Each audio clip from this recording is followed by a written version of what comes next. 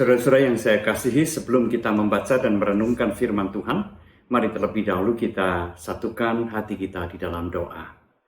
Bapa di sorga, kami akan membaca dan merenungkan firman-Mu.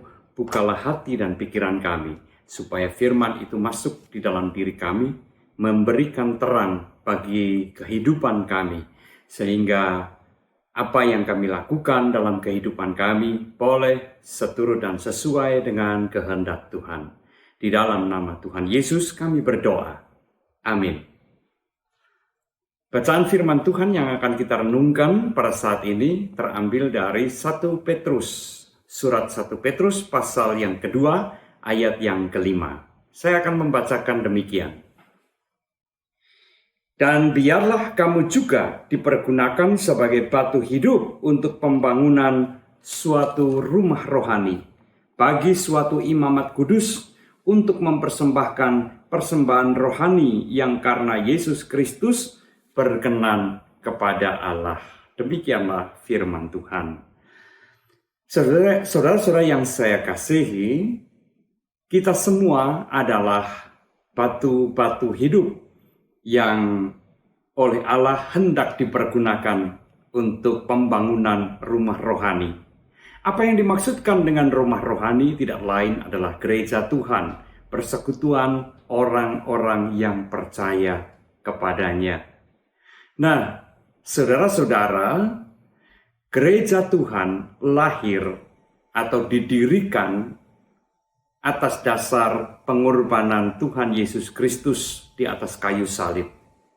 Dari pengorbanannya itu lahirlah keselamatan bagi setiap orang yang mau percaya kepadanya.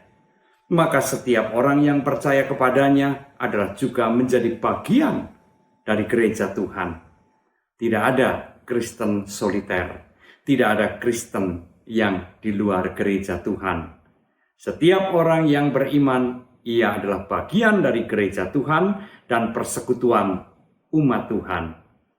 Dan itulah sebabnya mengapa Allah menghendaki atau Allah menginginkan supaya kita menjadi batu-batu hidup bagi pembangunan suatu rumah rohani yang tidak lain adalah gereja sendiri.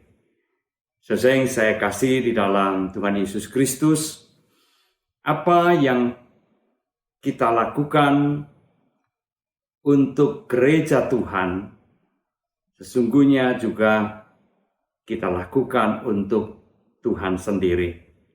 Dengan mencintai gereja Tuhan, sebenarnya kita juga mencintai Tuhan sendiri, Sang Juru Selamat yang mendirikan gereja itu. Nah, saudara-saudara, lalu apa yang dapat kita lakukan? Kita dapat ambil bagian di dalam pelayanan di gereja Tuhan. Pekerjaan-pekerjaan Tuhan di gereja Tuhan membutuhkan dukungan berupa kesediaan dari setiap anggotanya untuk terlibat di dalamnya, untuk ikut ambil bagian melayani jemaat Tuhan dan melayani Tuhan. Kita juga memberikan persembahan syukur kepada Tuhan, supaya dengan persembahan syukur itu pekerjaan-pekerjaan Tuhan yang dipercayakan kepada gerejanya dapat terus dijalankan. Nah, saudara yang saya kasihi, memang saat ini kita berada di dalam situasi pandemi. Dan dalam situasi pandemi ini ada banyak kegiatan gereja yang terpaksa harus dihentikan oleh karena ketentuan dan keharusan dari protokol kesehatan. Tetapi tidak berarti bahwa semua pelayanan dihentikan. Tetap ada pelayanan-pelayanan yang dilakukan.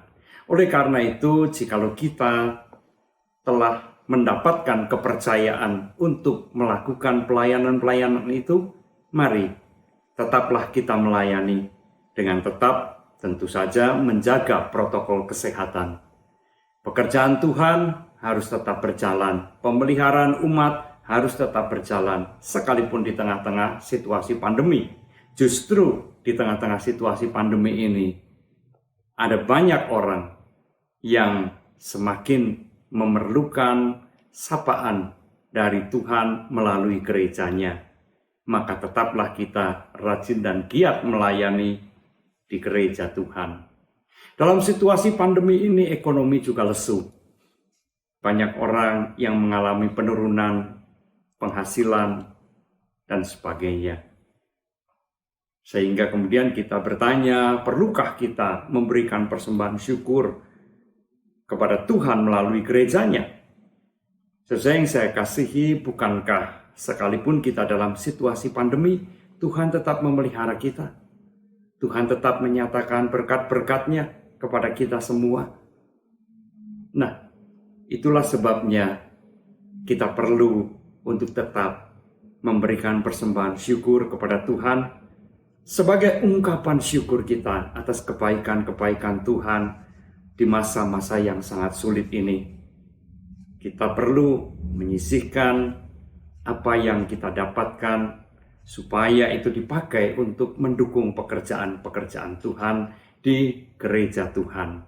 Sehingga dengan demikian pelayanan-pelayanan itu dapat terus berjalan.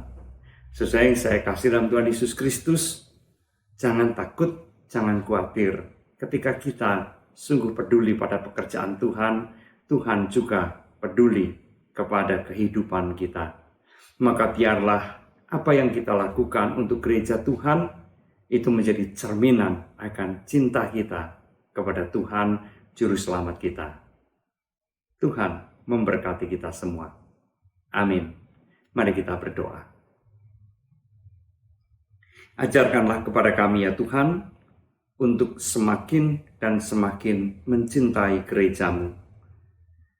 Karena gereja-Mu Engkau dirikan di atas dasar pengorbanan-Mu yang begitu besar demi keselamatan setiap kami. Maka biarlah ketika kami dipercaya untuk melakukan pekerjaan-pekerjaan Tuhan itu, kami melakukannya dengan penuh tanggung jawab, dengan penuh sukacita.